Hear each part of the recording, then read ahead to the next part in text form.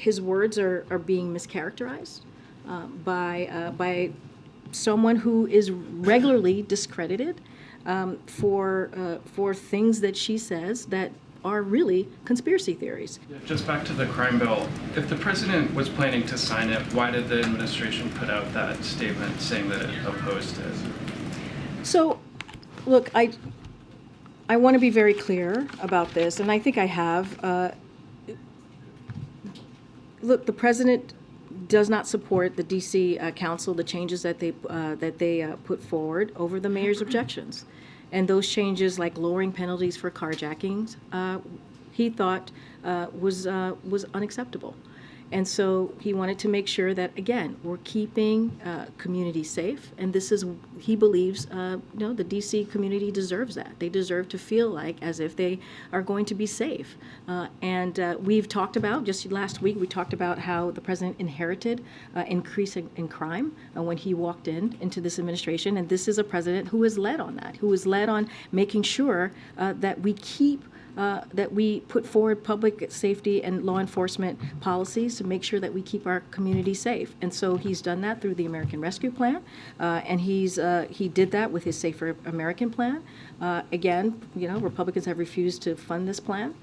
And so he's going to continue to make sure that he puts Americans first. And that's how he's seeing this particular piece of legislation that's going to come before him. And can I ask about a moment in the president's speech last night in Baltimore? He was talking about Marjorie Taylor Greene, and he mentioned a mother that had lost 2 of her sons to fentanyl. He said the interesting thing is that the fentanyl they took came during the last administration, and then he seemed to laugh. The mother's demanding an apology, and I'm wondering if he regretted how that came out. So, I want to be very careful here because this involves a mom, as you just stated, who lost 2 sons. And when it comes to this president, I believe the American people knows who he is fundamentally because he's been around for some time, and they have watched him go through grief. They have watched him deal with really personal loss. And so this is a president that understands that.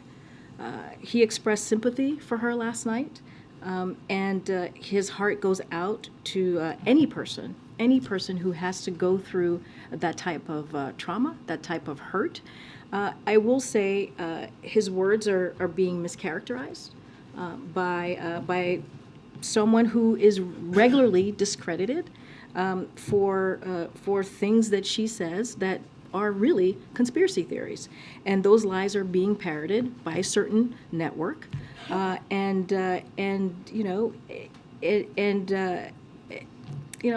just leave it there. I'll say one more thing, is that conservative parents of fentanyl victims have been very clear. They have blasted the Congresswoman for these dishonest kinds of statements and kinds of attacks.